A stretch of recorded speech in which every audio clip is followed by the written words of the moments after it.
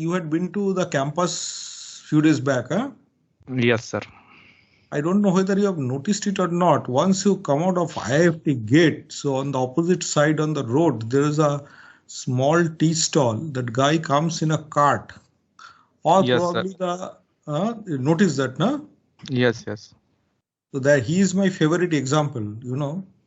So he comes in a cart, which is local, for which no fuel cost is required. So he makes tea, that is local. His labor, he himself is the labor, is local. He sells biscuit, that is also local. And of course, he sells some cigarettes also probably, which may not be local, but they are multinational brand. But mainly tea and biscuits, everything is local. So why is he affected by the international event? Now, if you talk about this COVID-19, which is definitely an international event, I'm not talking about that. I'm talking about any international financial event. Is he, should he aware of, or the what is happening in the international financial market or in the global market, or should he be affected by, if there is a war between Russia and Ukraine, or there is a some kind of political unrest in Kazakhstan. So is he affected, or should he? Directly not right now. If you are thinking about the right now Kazakhstan crisis, and Kazakhstan is the oil producing country, so it indirectly impacts, sir. Not directly, we can say. You are going in the right direction, definitely. Indirectly means suppose due to that the oil crunches happened, and if the OPEC countries is say that they want to again increase their incomes at that scenario, so it's a burden for our import. For India is a totally oil importing country, so indirectly it impacts our economy, and inflation is sometimes also increases because all the transports is done through that oil and all the things, pharmaceutical, maybe vegetables, so it indirectly impacts, sir. So of course, so directly he is not affected, but if Kazakhstan is definitely an oil producing country, so if, and due to the the political unrest in Kazakhstan, so there may be a price hike in the international market of the crude oil. So if that happens, so in the domestic market also the fuel prices are likely to go up, and if that happens, his transport cost will go up. Now, as I have told you, he comes in a cart, but the point is the tea which he procures, it comes from Assam, so there is a transport cost. If that goes up, naturally his raw material cost will go up, so indirectly he will be affected. Think about if it is a closed economy, as you pointed out at the beginning, that is, we are all integrated. So if it is a closed economy, probably will not be affected. But today's world, it is not a closed economy, it's an open economy. So naturally, we are affected by the global events. Okay. So, and also there is another thing, sometimes we are exposed to foreign competition. Okay. So sometimes we are exposed. Just give me a minute, I'll just open my window.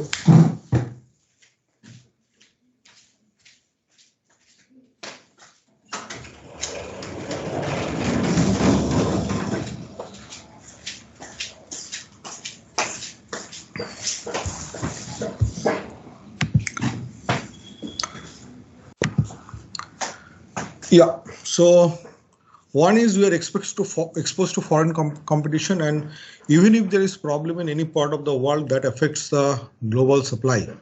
Okay, so somehow or the other, all of us are integrated, even if it is a very poor country with which we do not have any interaction, but that if it affects the global trade, naturally it will affect us.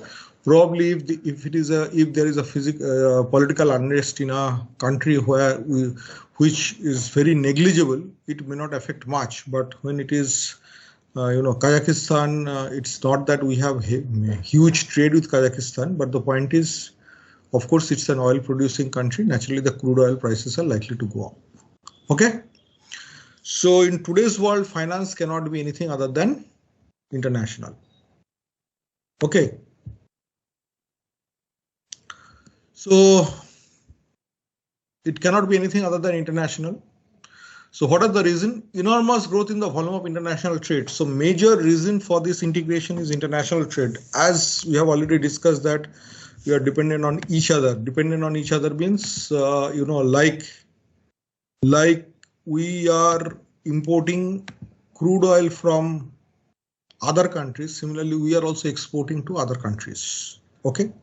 So it's like we are dependent on others, they are also dependent on us. There are certain products which we are producing, or there are certain services which we are providing to the rest of the world. So similarly, it's not that we have trade with all the countries in the world, but we have trade with many countries in the world. So either import or export. Okay. So major reason for the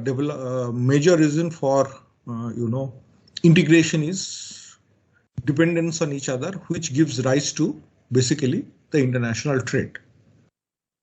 Agree?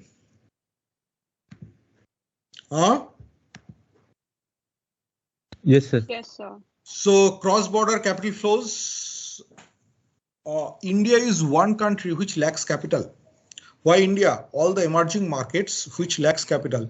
So if you see emerging markets like India, trillions of dollars can be invested only in infrastructure. We need roads, we need bridges, we need ports, we need airports, we need, railway tracks. So all these areas, these are all infrastructure. We need power. So you have seen IFT campus, which is, slightly away from the, what you call the, the heart of the city, but not far away. So 2 kilometers from IFT campus, if you go, there are villages which is not far away from Calcutta. Okay. And you will find that there are no electricity in those villages. So you don't have to go much. So basic idea here is there are many villages in India where you don't have electricity. So we need power plant also.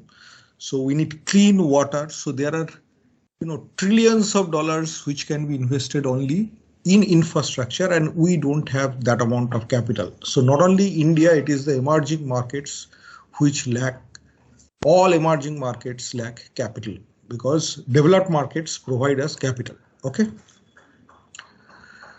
So real revolution has been taking place in the money and capital markets. What is the difference between money and capital markets? Money markets provide us short-term funds, capital market provides us long-term funds. So when somebody invests for a shorter period of time, that is up to 1 year, it is money market. And see, today you buy a share is a capital market instrument. That is for a longer period of time. Suppose today you buy a share, tomorrow you sell it, that does not mean it becomes money market. Money market instruments are instruments with a maturity of up to 365 days. Okay. So real revolution has been taking place in the money and capital markets. There are new instruments which are coming, new investors are coming, new form, new ways of, so there are various innovation in the financial markets. Some instruments are very, very complicated. In fact, in the movie Inside Job, it was also shown that initially when these financial instruments were created, initially it was easy, but later on these instruments became so complicated that it became difficult for the creator to understand. The people who created those instruments, it became difficult for them to understand what they have created. So liberalization, integration, and innovation have created a giant international financial market, which is extremely dynamic and complex. Okay, so these are not the words which are used in India. These are the words which are used in, all over the world. And as I have told you, there are different financial innovations, new instruments which are there. Now the point is, when an instrument is innovated, so they are innovated for the benefit of the society, but how you are using it. So that is why one definition given by, so these are called derivative instruments. So one definition given by one professor in London Stock Exchange for derivative. So she says derivatives are like razors with which you can shave and look beautiful, or you can also commit suicide. So how you are going to use it? If you use the razor for the purpose of committing suicide, You can, but it is not created for that. So multilateral negotiations regarding phased removal of trade barriers. Earlier, there are trade barriers. India was a closed economy till 1991. So we had a lot of restrictions on trade. So those trade barriers are slowly removed.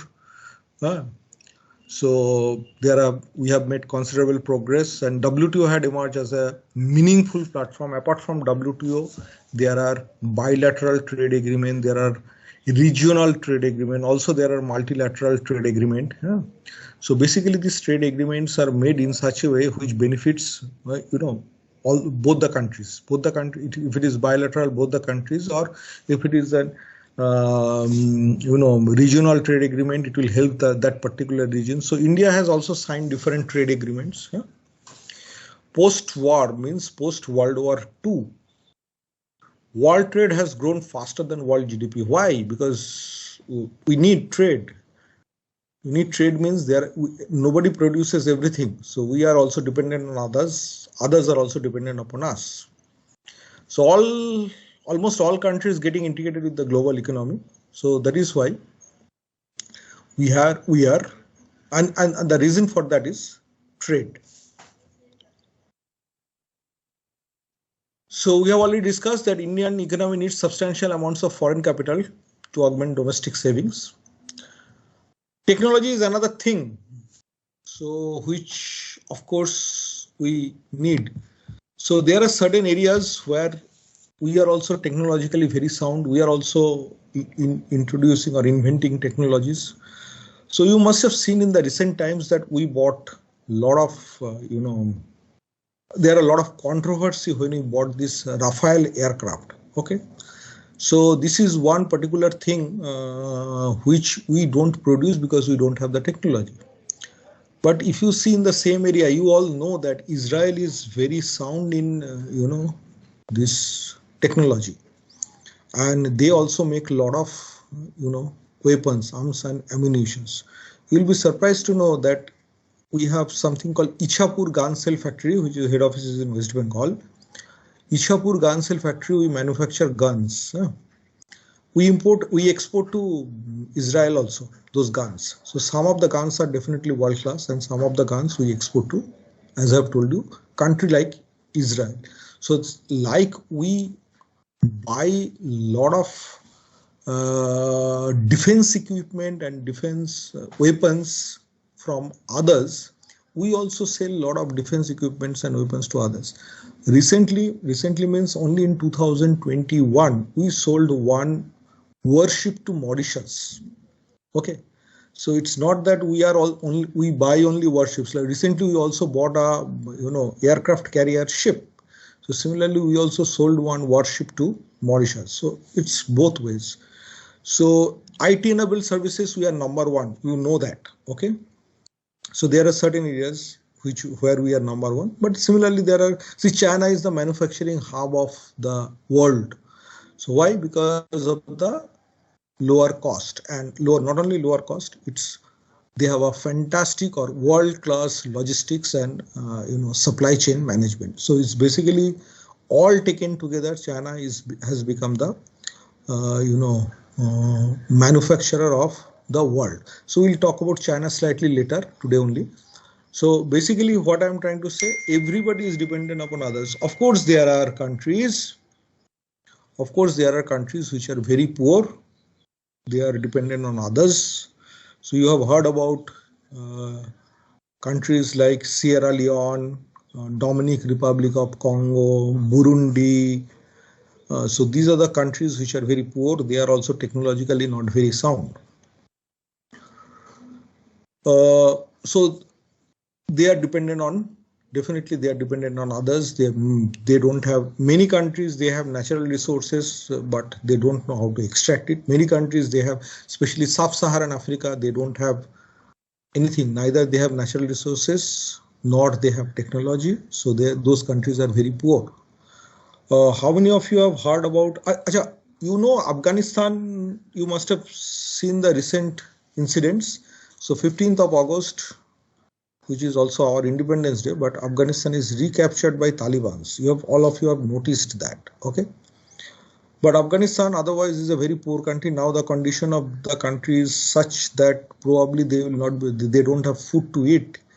They don't have medicine for treatment. So now almost all countries in the world, they have stopped, diplomatic tie-ups or stop trading or stop sending goods to Afghanistan. India recently sent some food. Okay. Now, do you know that Afghanistan there are certain minerals which are available in Afghanistan? At this moment, the proven lithium ion reserve, Afghanistan has the maximum proven lithium ion reserve, largest proven lithium ion reserves. They don't have the technology to extract it. India was trying a lot for that. In fact, India invested close to 85,000 crores in Afghanistan for building infrastructure. So, till now the maximum lithium ion, why maximum? Almost all the lithium ions are with China. So one side, because now everybody is talking about, battery operated car. So one side you have lithium ion, which is with China, and the other side you have cobalt, which is also used for manufacturing battery. That's with Tesla. So, and the others are very, so India and other countries, they have very few.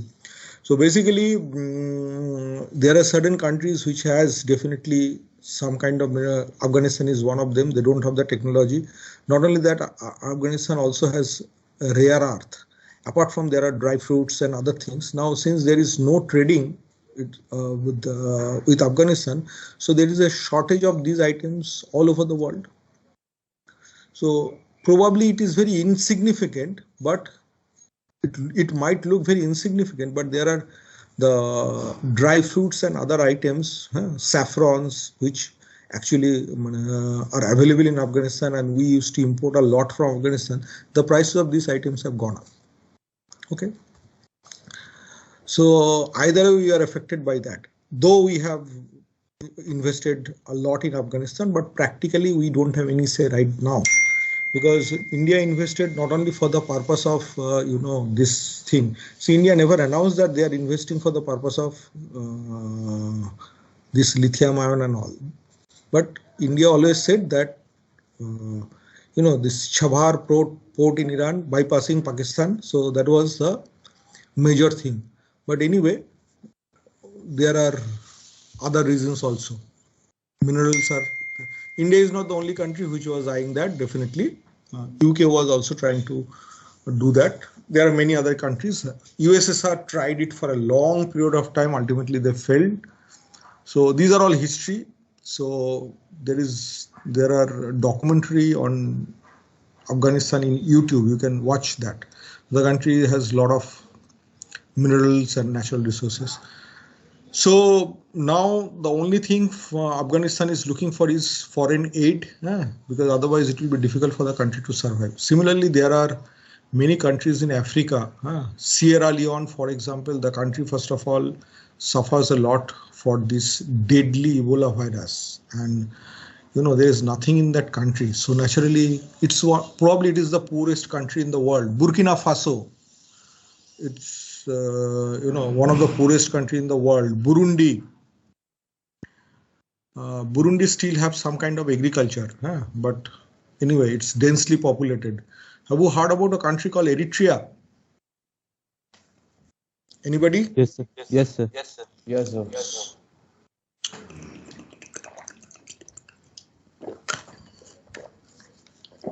sir. It's one of the poorest country in the world, 7th or 8th poorest country in the world. It became independent in 1991 from Ethiopia after a long civil war. Incidentally, the country is full of natural resources. Wherever they are digging, they are getting gold, potash, many things, but they don't have the technology. The population is not much.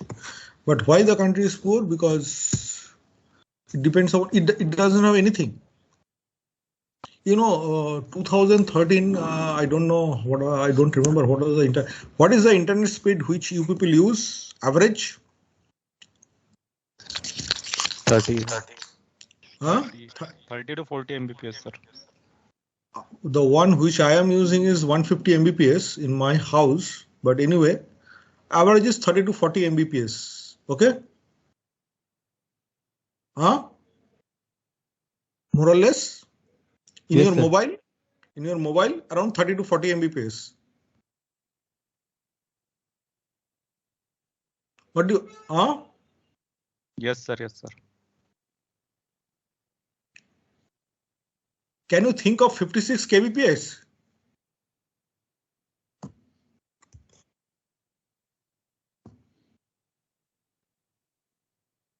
No, sir. You cannot. That was the speed with which we were introduced to internet.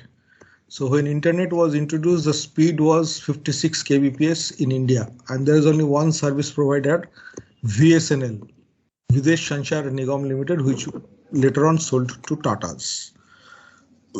So in Eritrea, I have seen internet speed 56 kbps, and there are internet cafes. Okay. So just imagine the country has so much of nature. They have high quality of leather, very high, rich quality of leather, but they don't have the technology to manufacture good quality of finished leather products. So what do? They export raw leather and import leather products. So naturally, they end up paying more money. So similarly, there are many countries. So one major thing is if you have natural resources, that will not do. You have to know how to exploit those natural resources. So for that, you must have the technology. So India's increasing recourse to commercial borrowings. Do you know what is external commercial borrowing? Yes or no? Yes. What is that?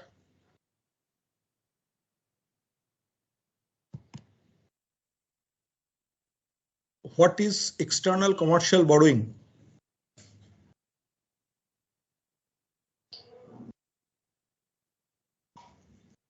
Or you just try. Well, FDIs and FIIs. FDI and FII are not external commercial borrowing.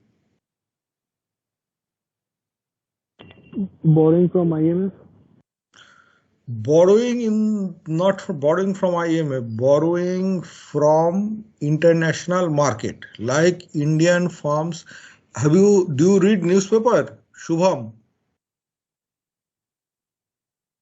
Do you read newspaper? Yes, sir. Great.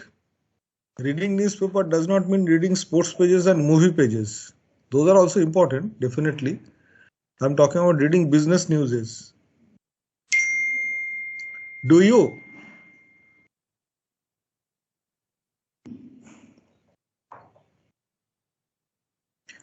Do you know that recently Reliance raised close to $4 billion from the international market by borrowing?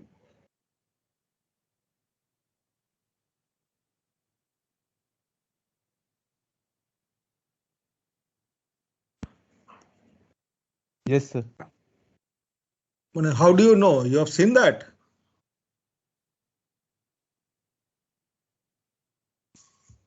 Yes, it was in the news. It was in the news. You have seen that? Yes, sir. So when Indian companies raise money in the foreign market in the form of loan, it is called external commercial borrowing. There are different categories of external commercial borrowing. All I will discuss. We have a separate chapter for that. So external commercial borrowing is basically when we borrow in the foreign market. What is foreign FDI, foreign direct investment?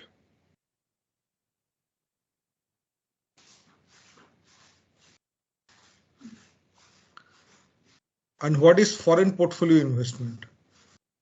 So the FDI is when a parent company invests in its subsidiary directly, and FPI is when individual investors invest in foreign countries.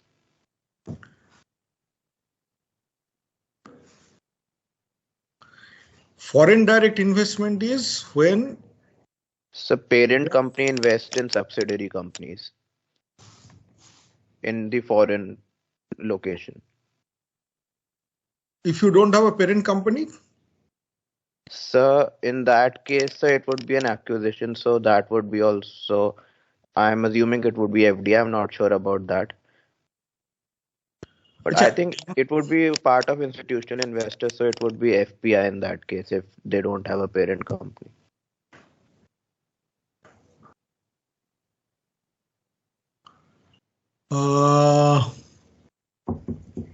yeah, do you know Amazon, and there is that is a litigation. Forget about that. Which company invested in Flipkart? Walmart, na? Yes, sir. Walmart. Yes, sir. It's a foreign direct investment. Why foreign direct investment?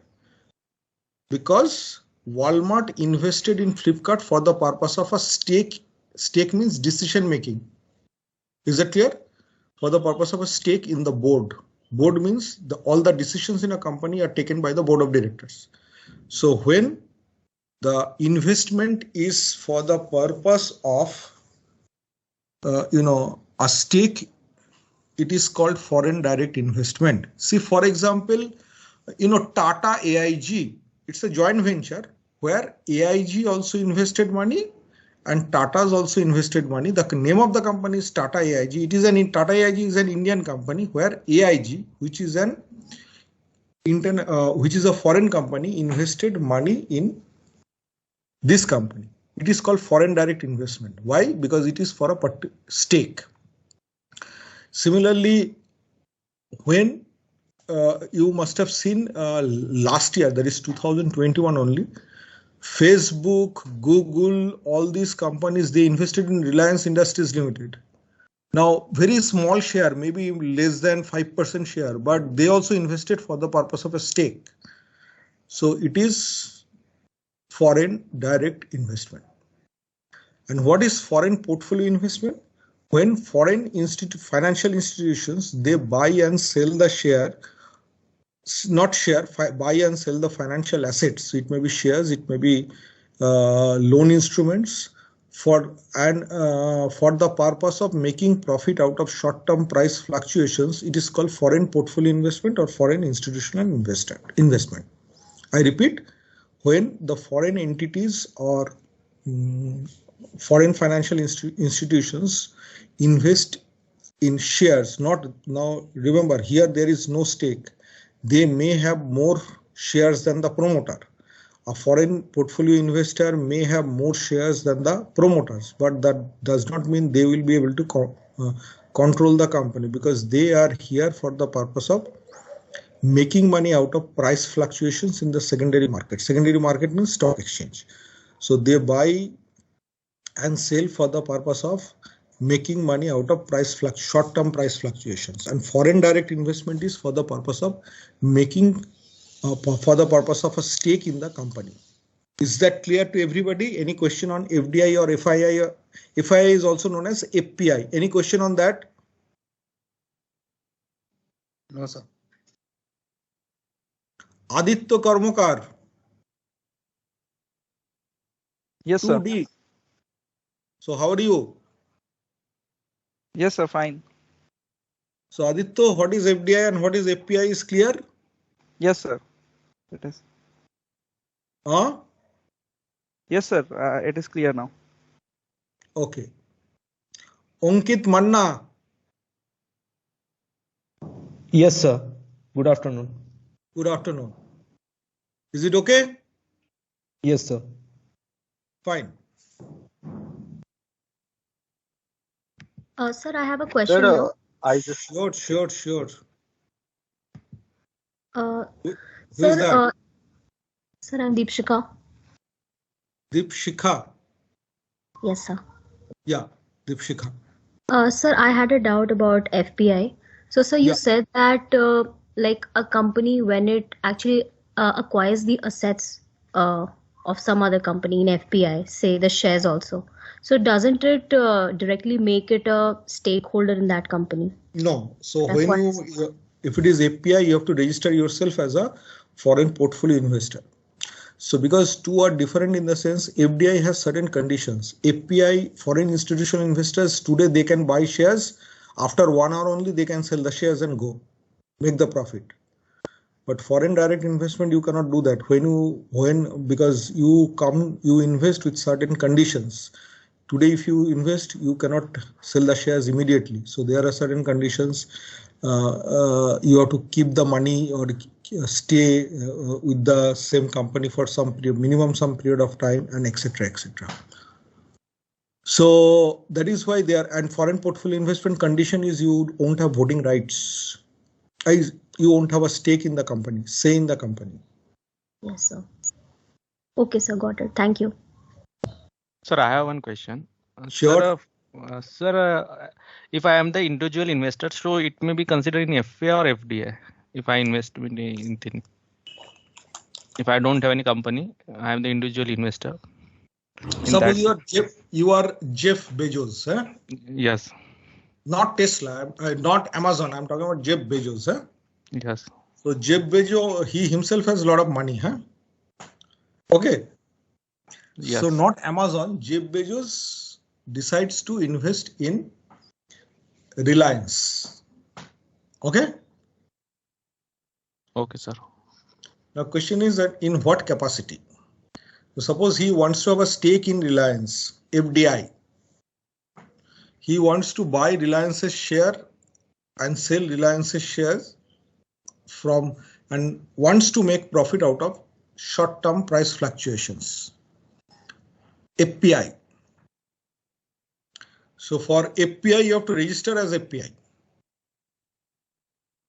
Got it? Yes, sir. So in many Indian companies, like for example, HDFC Bank and ICICI Bank, in both these banks, they are Indian banks, huh? But theoretically, they are foreign banks. Why? Because in both the banks, foreign portfolio investment is higher than more than 51%. But they don't have a stake in the company. They cannot take active participation in the day-to-day affairs of the company. Got it? Yes, sir. Got it, sir. Clear. Sir, I have a doubt, sir. Sure. So how is the distinction of intention made? Is it on the number basis, like quantitative It's on basis? paper. It's on paper, legal. It's legal paper. Yeah. Okay, So for example, you are an outsider. Now you want to invest in India. So if you want to invest in India for a stake, then you have to negotiate, and accordingly you will get there are some cases permission required, and some cases permission is not required. Like say for example, single brand retail 100% FDI is allowed. Multi-brand retail it is not. So if it is a multi-brand, you cannot. Power plant, you want to invest 100% foreign direct investment is allowed. Nuclear power plant, no. Got it? Insurance, earlier it was 49%, now increased to 74%. Okay, so these are the restrictions you have. So there are certain cases, maybe 20%. So if it goes beyond 20%, it will not be fresh investment, will not be allowed from outside. So this is first criteria. Now suppose you are within that range. So once you fulfill, now you are investing in a company. Now suddenly from outside you cannot buy and cannot come and buy a company. So as soon as you buy a company, you have to inform that what are the purpose you are investing. On the other hand, if it is foreign portfolio investment, you have to first register yourself as a foreign portfolio investor or foreign institutional investors, and then you can buy and sell share. Suppose you come as a foreign portfolio investors, but over a period of time you have maximum shareholding in that particular company. Fine, but you cannot take part in the day-to-day affairs of the company because you are registered as a foreign portfolio investors, not as foreign direct investment. Is it clear? Yes, sir. Got it.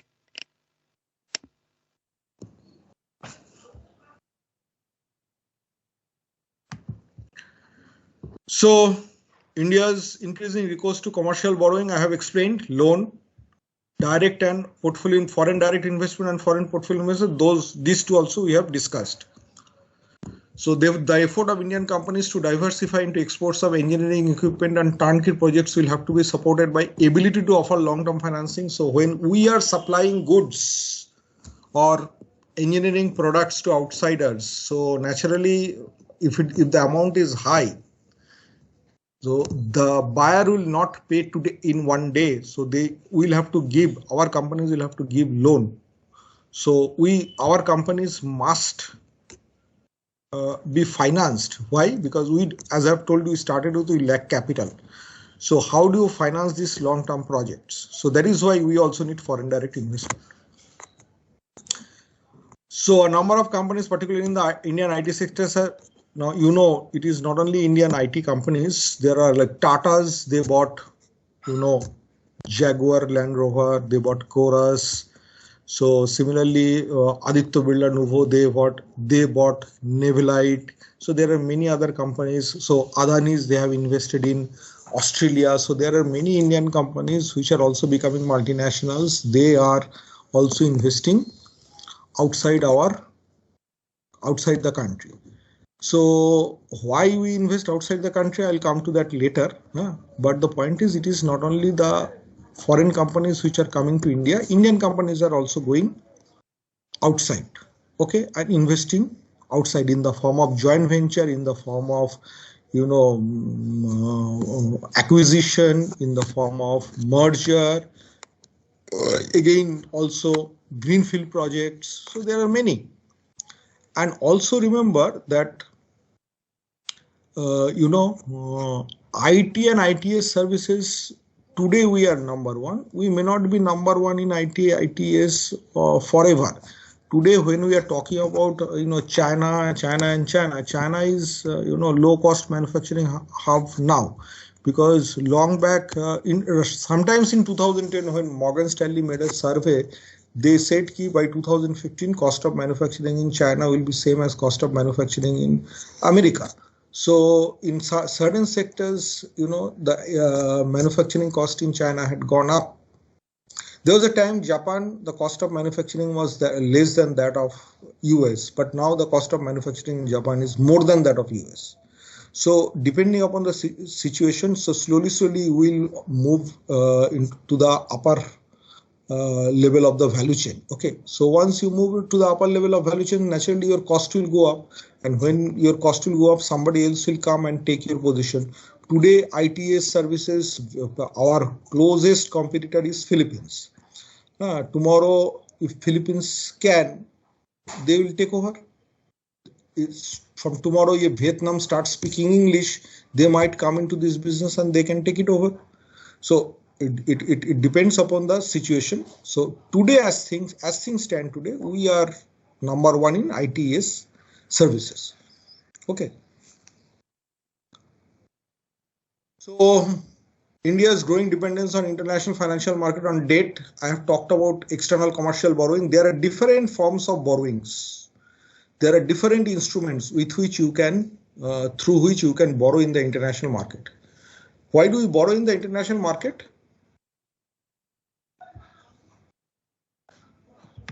Anybody? Sir, sometimes interest rates is very cheap. Mainly the interest rate is low, number one. Yes. So there is very difficult to give only one reason, but if you give one single reason, of course, the rate of interest is low.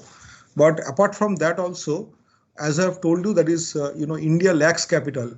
It is not possible for Reliance to invest or to raise $4 billion in the form of loan from the Indian market. $4 billion means 400 crores of dollars. So 400 crores of dollars will be equivalent to 4,000 into say 8, almost 4,400, 4,000, almost 28 to 30,000 crores.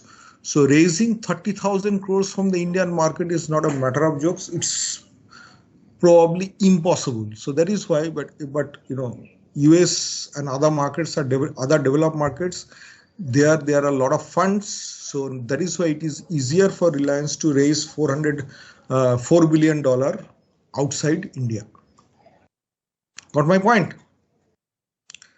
So one reason, as I have told you, lower interest rate. One reason, Indian market may not be enough to raise that amount of capital.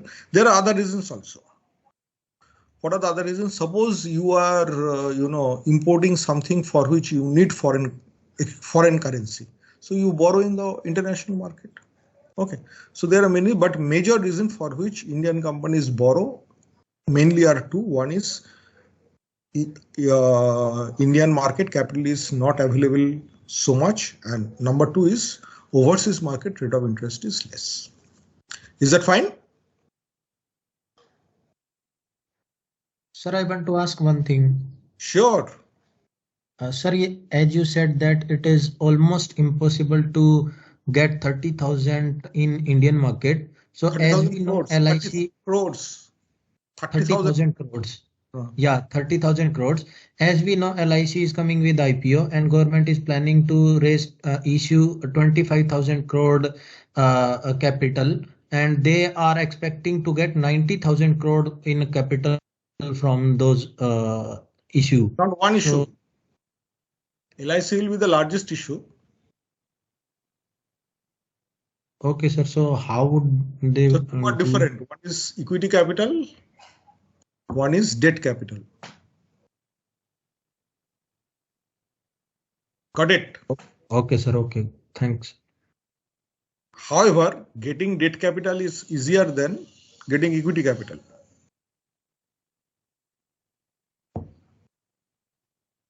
Got it? Got it, sir. So for LIC and Reliance, don't compare, and it is also not always possible to issue equity. Taking loan is, as I've just now told you, that is taking loan is easier than, equity. There are many ifs and buts, but making a statement like this is not true actually. So Reliance at this moment will not be able to issue equity share because, if you issue equity share, naturally your stake will be diluted. Okay. There are many other things. But on the other hand, LIC will be issuing share for the first time, and a lot of companies, a lot of people, a lot of investors are waiting for LIC to issue shares because practically LIC runs Government of India because it gives maximum amount of dividend to Government of India. It is a 100% subsidiary of Government of India. So naturally,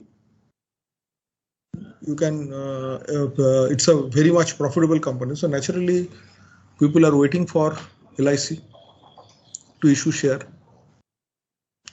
Got it?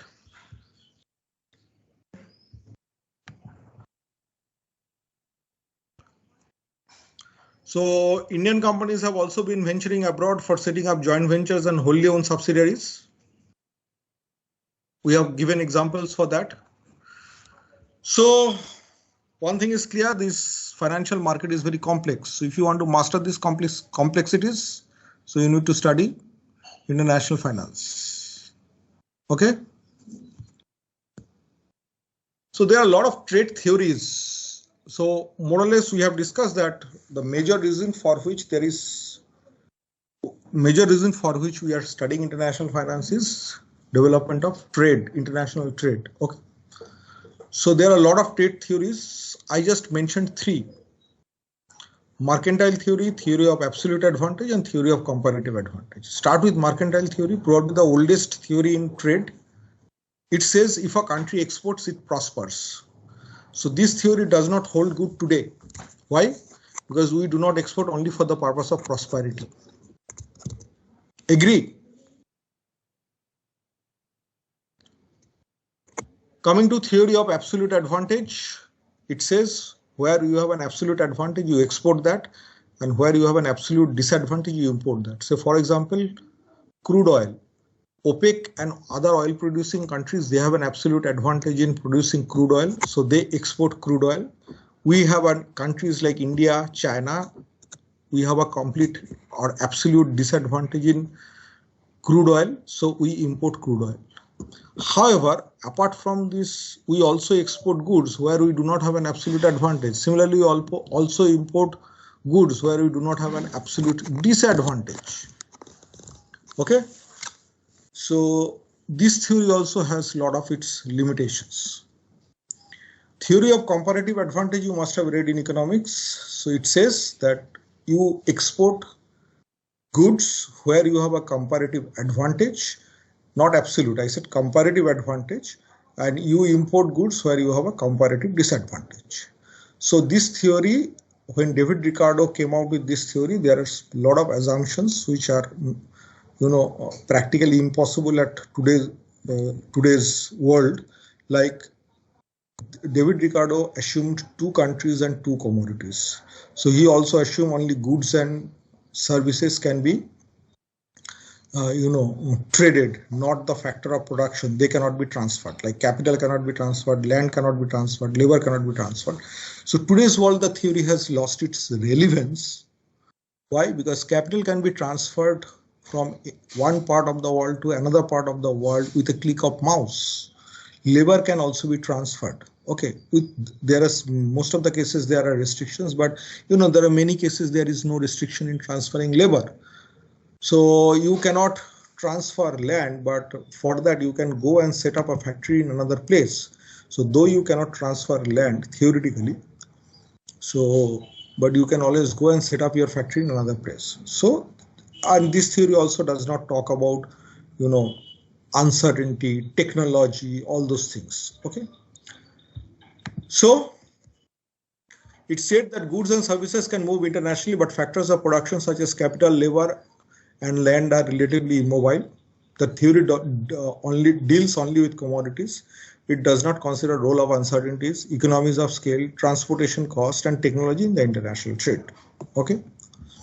So in today's business, the theory has lost its relevance. We have already talked about it. Capital moves around the world in massive amount at the speed of light.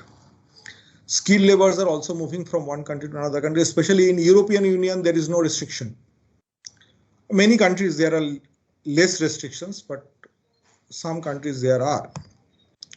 So technology is also rapidly becoming a global pool. So, whatever technology is discovered once, so that is used in different markets. Okay. So that also has given, that is also definitely very, very important. So against this background, the ability of the corporate of all sizes to use these globally available factors of production. So today's world, you are not only dependent upon, definitely many things are not available, like all these medicine companies in India. So you must have seen just when this COVID vaccine, there was a shortage at the initial stage.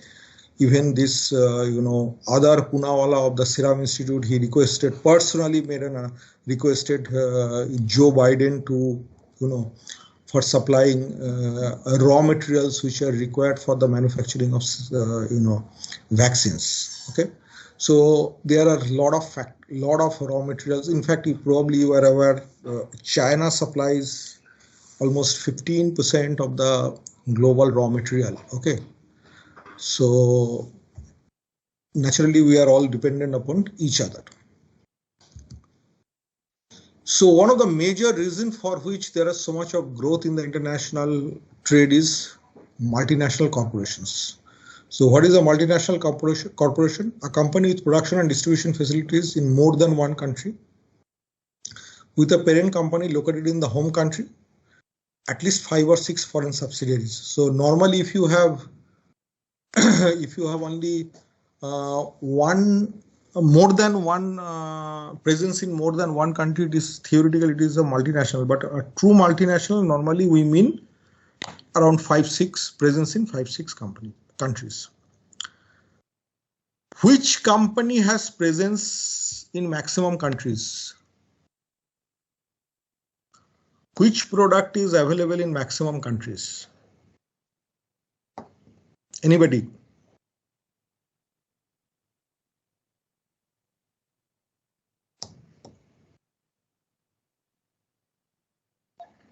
Which product has presence in maximum countries? So I think it's Unilever. No. Unilever has presence in many countries. In fact, if you talk about India, wherever you go in India, villages, even in the, wherever, you will get products of 2 companies. One is Unilever product as well as ITC cigarettes. They are available all over the country. Anyway, it's not Unilever. The other day somebody said Google, though Google does not have presence in China, but without a search engine you can't do.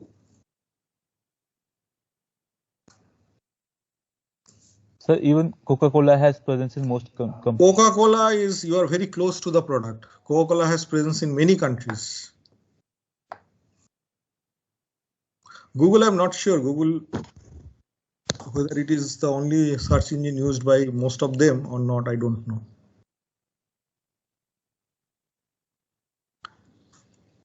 I said Coca-Cola, you are very close to.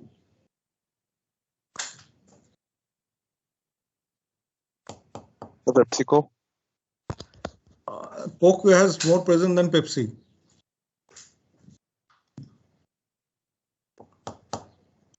McDonald's.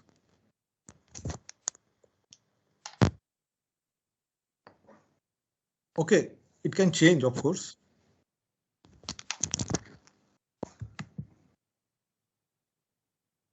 So existence of MNCs is based on the international mobility of certain factors of production. So this is carefully, huh? Capital raised in London on euro-dollar market. What is euro-dollar market? When dollar is raised outside US, it's euro-dollar. I repeat, when dollar is raised outside US, it's euro-dollar. So capital raised in London on the euro-dollar market may be used by a Swiss-based pharmaceutical firm to finance the acquisition of a German equipment by a subsidiary in Brazil. So just see the situation. Who is raising the capital? A Swiss-based pharmaceutical company whose currency is Swiss franc. What it is raising? Dollar. Where it is raising? London. So London, the currency is not dollar. For whom it is raising? A subsidiary in Brazil whose currency is also not dollar. Why it is raising dollar? To buy an equipment from Germany where the currency is also euro. So see, this is just told you, not a, it's the not that key, this is just a statement. It happened. Barbie doll you are aware of.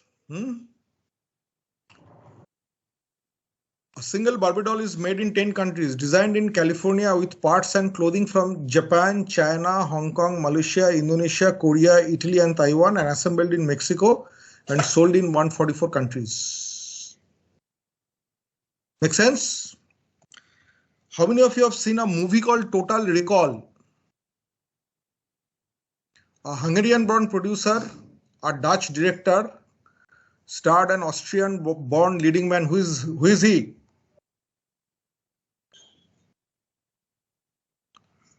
Austrian-born leading man? Arnold Schwarzenegger. Right. A Canadian villain shot in Mexico, distributed by a Hollywood studio owned by a Japanese firm. So this is one example. This is not the only example. And today, courtesy Netflix, Amazon Prime.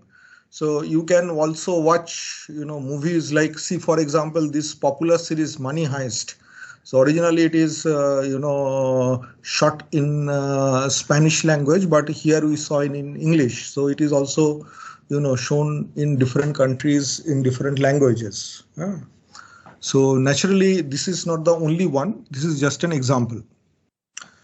Well, though it may not sound good, but whenever people talk about globalization, one thing which comes to our mind is Princess Diana's death. So this you might have seen in Facebook or WhatsApp. What is the truest definition of globalization? Princess Diana's death. Question: how come? Answer: an English princess with an Egyptian boyfriend crashes in a French tunnel riding in a German car with a Dutch engine driven by a Belgian who was drunk on Scottish whiskey, followed by Italian paparazzi on Japanese motorcycle treated by an American doctor using Brazilian medicines. You can also make it long. Used by an Indian professor, shown by an Indian professor using Microsoft MS Teams on a laptop, this thing which is manufactured in China, owned by an US firm. So you can, make it longer if you wish to. So basically what I'm trying to say is today there is no boundaries. Okay.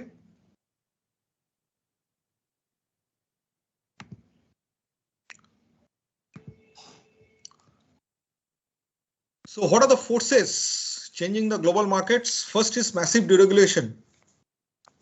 So deregulation did not take place only in India, all over the world. Okay, especially in emerging markets. Okay. So India started in 1991, but China started before us, but there are many countries which started before us. There are many countries which started after us. So basically that is, there are deregulation all over the world. Collapse of communism. So we actually, why it is important? Because normally the communist countries, they are closed economy. So since they are closed economy, naturally there is no integration with the rest of the world. So especially when we say collapse of communism, we don't mean only USSR. So there are other countries, like you had, still there are communist countries, of course, but they are not fully communist. That is, they are not fully closed economy. Okay. So there are cases where we find closed economy, like if you see North Korea is almost a closed economy, and there are restrictions on North Korea also. So, Yugoslavia is also broken into many countries. Czechoslovakia is also broken into many countries. USSR, so this collapse of communism is basically has helped these countries to integrate with the rest of the world. So earlier USSR were not so much integrated with the rest of the world, which Russia is today. So privatization of state-owned enterprises. You must have seen recently we have privatized Air India, and we are in the process of privatizing or selling shares of one of the most profitable government companies, Life Insurance Corporation of India. So why they are important? Because as soon as these companies will sell their shares, these foreign portfolio investors as well as foreign institutional, foreign direct investors, they will also get an opportunity to buy the shares of this profitable company. Okay. If you ask me the single most important reason for the development of international trade, it will be revolution in information technology. So today, sitting in India, you can buy the shares of an American company which may be listed in Singapore. Okay. So everything is possible. Today, sitting in India, you can buy goods in South Africa, which is owned by or which is sold by an US company. Okay, so these are all possible today. Okay, so wave of merger and acquisition all over the world. There is a wave of merger and acquisition. It is not only the foreign companies, they are coming to India and acquiring Indian companies. Indian companies, we have also talked about this. Indian companies are also going to the foreign market and they are acquiring foreign companies. Yeah. So emergence of free market policies in third world nations. So everybody is now eyeing Africa.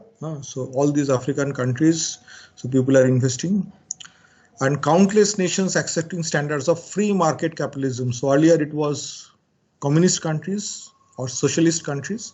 Now everybody is accepting free market capitalism. So these are the major reasons for the development of international trade. And that is why we are here and studying international finance. So one major thing is the rise of China as a global competitor.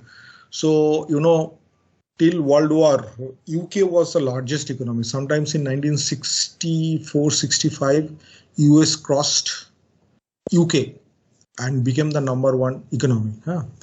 Now, for a long period of time, US has the maximum trade with the rest of the world. Now today, China has maximum trade with the rest of the world. Okay, so initially you must be aware that when this COVID-19 first it came out, so especially Donald Trump coined this word called Chinese virus. So every meeting he used to say this Chinese virus, and people all over the world had an idea that this is a man-made virus introduced by China. Okay, now is it true? We don't know, but fact is, there was an anti-China sentiment all over the world, including India, which was fueled by the border tension between India and China. So a lot of people in India also started boycotting Chinese product. India started, India stopped importing certain items from China, but still we are dependent on China. Initially, when coronavirus, this COVID-19 started, especially in Europe and other places, how many of you were aware of? I never seen a PPE kit. I never seen an N95 mask. I had seen only the surgical mask. So the first time I saw is after this. So in fact, initially when before India, the problem was more in Europe and US. Initially, these European countries, they failed to tackle with this, virus. So shipment, a full, shipment had gone from China, that is consisting of PPE kit, virus, sanitizers. So how many now? Even the Panawala also selling sanitizer. So it was not the case. Today, Urban Mills, which makes your Van Heusen, Louis Philippe, these shirts, they are also making a PPE kit as well as a mask. So that was not the case earlier.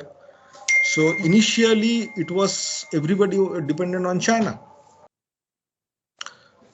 China supplies 15% of raw material to the rest of the world.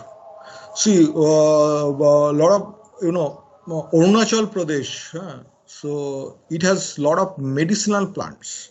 Now the question is, same medicinal plants are available in, China. But only problem is China, it is a much more organized way. So initially when this problem started, a lot of people thought they are going to import from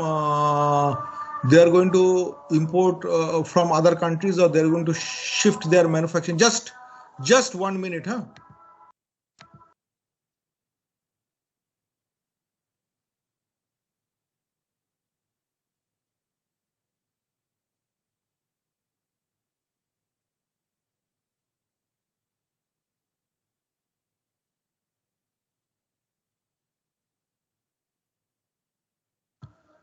So initially people thought they are going to shift a lot of companies, they have shifted their manufacturing facilities from China. Now companies have gone to Taiwan, Vietnam and all, but Taiwan, Vietnam, they do not have such logistics and and infrastructure facilities. China has not only a brand new infrastructure, they have good supply chain, logistics, as well as raw materials in a very scientific manner. So that is why even if you want today, tomorrow you cannot shift your your manufacturing base from China. Okay, so till date it receives the maximum amount of foreign direct investment. Okay, it is the #1 destination of foreign direct investment. So why you go to another country? So there are 3 reasons. One is more raw materials, one is new market, one is minimized cost of production. Of course, there is a 4th reason. So first, let us discuss these 3 reasons, then I'll discuss the reason 4. So more raw materials, they are the first categories of multinational which had gone to new market. They are called raw material seekers. So initially it was the oil producing companies like British Petroleum, Exxon. So all these companies, they initially had gone to different other oil producing countries for setting up their factories. New markets, definitely this is another area. Levi-Strauss, that is jeans, Coke, McDonald's. So these are the companies which had gone to different countries for new markets. So they are called market seekers. And minimize cost of production. Naturally, China is the place now. Earlier there was a time it was Japan. Then there was a time it was Southeast Asian, East Asian countries like Southeast Asian countries like Taiwan, Philippines, South Korea, all these places. There is a 4th reason. What is the 4th reason? Is geographical diversification. So geographical diversification in the sense you also set up your factory in other countries for the purpose of diversification, because in this way you avoid the country risk. So if you have only factories or establishment only in one country, naturally you can have country-specific risk. Okay. So raw material seekers we have discussed. Historically, first to appear, modern-day counterparts, British Petroleum, Exxon, etc., etc. So these are the companies which had gone to new markets, and they are cost minimizers. So Texas Instruments, Intel, Seagate Technology, etc. So basically, a multinational company is one which is, which has presence in, as I've told you, many more than one country. Minimum is 5 to 6, as you know, discussed. So they look for all this. So one major thing which is there is called political and economic differences. So political and economic differences. Wait for some time, we'll discuss that. So a global manager, he has to face this political and global union concern. Okay, so what is basically the difference between a financial management and an international financial management? Apart from managing exchange rate risks, so financial management, it is restricted to within one country. So naturally, it has to deal with the political and labor union of that country. Okay.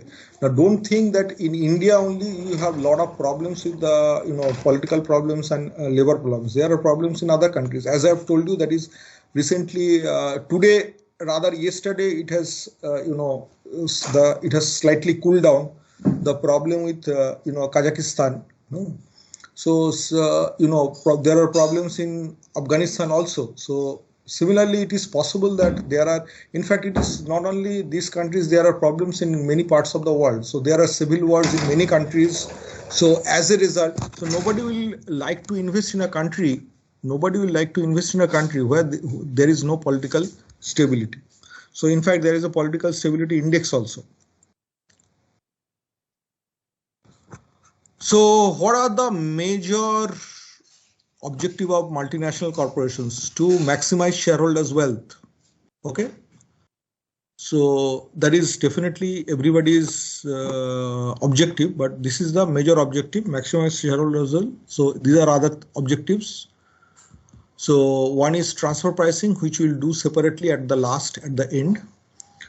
And another thing also, you remember, a global manager, there are three major functions of a financial manager.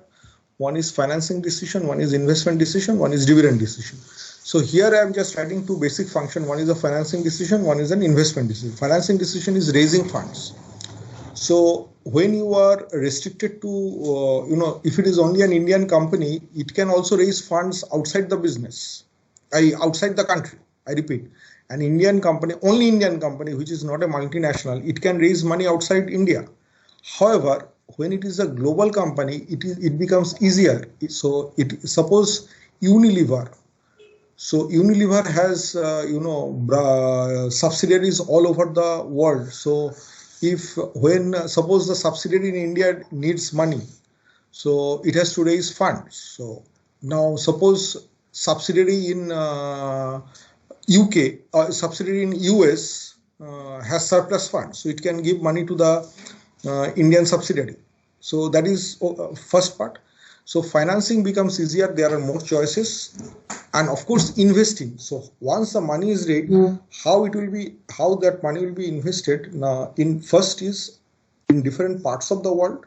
So for a multinational, so you have different zones. Asia Pacific zones, North America, Europe. So there are different zones. Which zone you will be investing, how much money. So that is also very important. Okay. However, apart from these two functions, there are two other functions which a global manager has to face. One is political risk and the other is economic risk. What is a political risk? Political risk does not mean only political stability or a stable political government. Political risk also, what is the outlook of the political party and whether there is any civil war, whether there is any, particular law introduced by a political party, etc. So probably you are, aware that Coca-Cola was present earlier also. So due to the Government of India law, Coca-Cola left India and again they came back later. So one is political, and political is, you must have seen, nobody wants to invest in a political in a country which is where the political situation is not stable. Example is Afghanistan. So India, despite of investing 85,000 crores, now is out of the country. It is just waiting for the stability and other things. Economic risk, people always prefer to invest in a country which is economically stable, where there is a stable growth rate, there is low inflation, good economic policies. So all these things are very, very important for the purpose of investment, and multinational corporations will definitely prefer to go to these countries. Of course, there are different other parts you can look at. So if you see, a lot of people are saying that China is investing in countries where there is economic problem or which are poor. So you must have, I don't know, you must have, is not the right word. I don't know whether you have read, Sri Lanka is almost on the verge of becoming bankrupt. China has invested heavily in Sri Lanka. So Sri Lanka has requested China for a, what do you call, loan reconstruction. So otherwise, Sri Lanka is not in a position to repay. Now, if Sri Lanka cannot repay, what will China do? China will have more control. Recently means only in 2021 December, China had earlier given loan to Uganda, which Uganda failed to repay. So China acquired an airport of Uganda. Okay, that was in the contract. So a lot of experts are saying, political experts are saying, China purposely is giving loan to those countries which will not be able to repay, Reason is in which China can have a larger control over these countries. And actually, if you see, the major reason for this control is trade. Okay. These are the other things which you can take advantage of. Arbitrage, you can borrow in one country and invest in another country very easily if it is a multinational corporation. So this arbitrage, market efficiency, capital asset pricing model, these are the theories which you need to take into account. Integration, I have already discussed. So these are the things. Remaining part you can just go through. The major part we have covered in this. So if you have any question, or then we'll otherwise I'll discuss something else. Any question till now?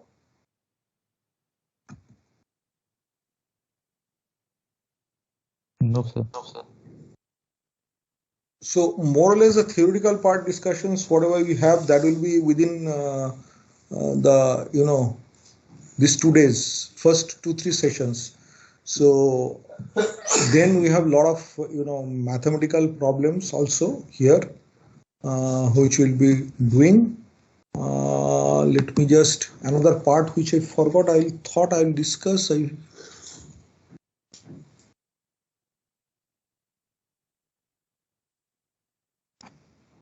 Just multinational corporation, political level.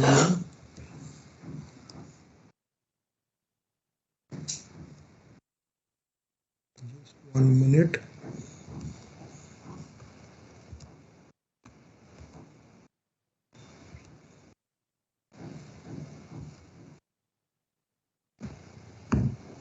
Indian companies are also doing, as I've told you.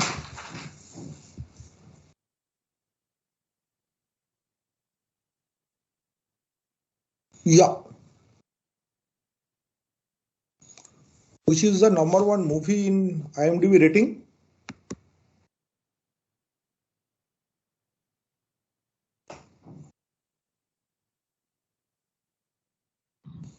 Sir, Shawshank Redemption. For a long Shawshank period of time. Yes, I think. For some days it is Jai Bhim, which is an Indian movie. Huh? Yes, sir. For this year, Jai Bhim. So if you go yearly, so this year Jai Bhim, but otherwise it's the Shawshank Redemption. Okay, have you seen the movie? Yes, sir. Both movies. And both Jai Bhim as well as Shawshank Redemption. Yes. So what is the moral of the story? Shawshank Redemption? Never give up. Never give up hope. Right. So we all live on hopes. Remember that, huh?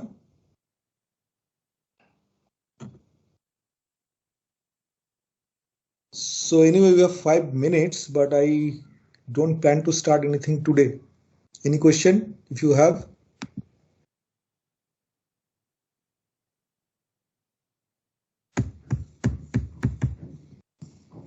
So because if I start the second chapter,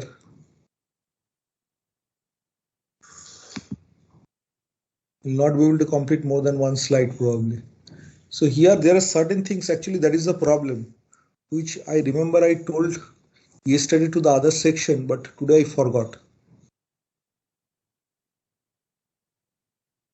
Something which I told the other section, but today I forgot.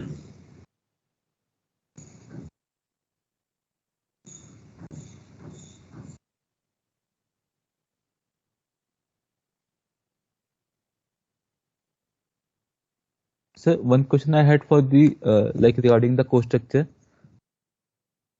Yeah. Sir, so for the assignment, it would be individual assignment that you will give. Individual assignment as things stand now. Okay, sir. But if it is, depending upon the situation, a lot of things can happen in between. Huh?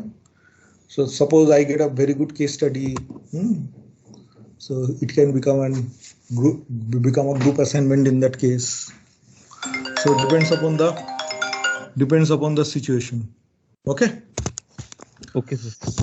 So anyway, hopefully it will be an individual assignment, and I don't know whether you will have a what do you call it, offline interim exam or online interim exam, because as just now we talked about one thing, one of my favorite movie and one of the best movie I've ever seen in my life is The Shawshank Redemption. Okay, so and the moral of the story is don't give up hopes. Okay, so I'm hopeful. Hopefully, we'll be we'll again start the third trimester in the offline mode. Let's see. So no homework for the time being. So this slide I'll definitely upload. And if you don't have any question, we'll call it a day. I have a meeting which is already started. So that is why I'm slightly. Anything? No, sir. So, okay then. Bye. Thank you, sir. So I think I have a class. Thank you, sir. Oh, another very important thing. So if the class starts at 2:30, so join by 2:25. So don't join after 2:30. Okay. Is that fine? Got it, sir. Okay. Yes, sir. Chalo. Take care. Bye. Thank you, sir. Goodbye. Thank you, sir. Thank you, Thank you. Bye.